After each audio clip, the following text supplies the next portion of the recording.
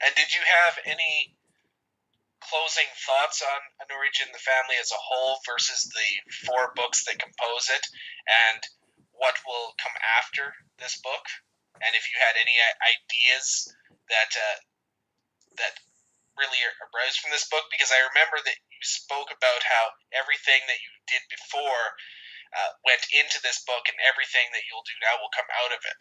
Well, yeah, it is that bottleneck work. In the last book of the quartet, which is just under 100,000 words, it's by far the smallest of the books. Uh, it's 64. It's just a series of vignettes that we find out certain things, and other things. I open up some more loopholes. We find out, for example, what happened to Carla Maravelli when she was in Europe for a couple of years, when she between Roger Silver and meeting Paulie. We find out why Manny Cole was writing about his past, why he was contracted to do so. We find out lots of little things here or there. Like I said, later on, Elias Walker, I introduced this character in the book, and I did that deliberately.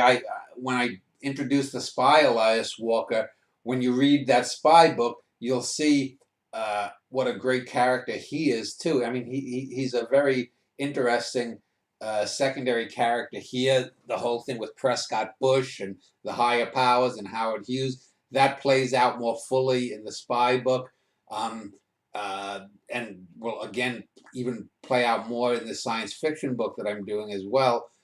Um, but this is a book too that, in a very real sense, is a didactic book. It's not didactic in the moral sense. The book isn't overtly trying to say, you should act in this way ethically or morally or whatnot.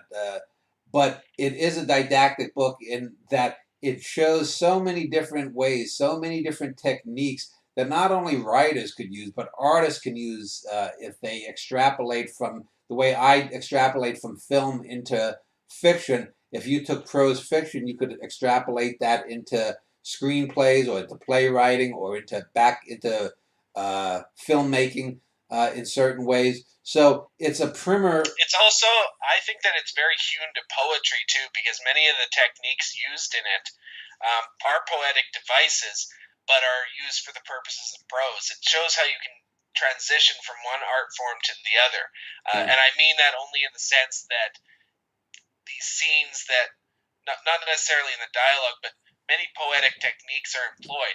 The book at some point probably employs every literary technique you could think of, and then matches them together for this cinematic technique.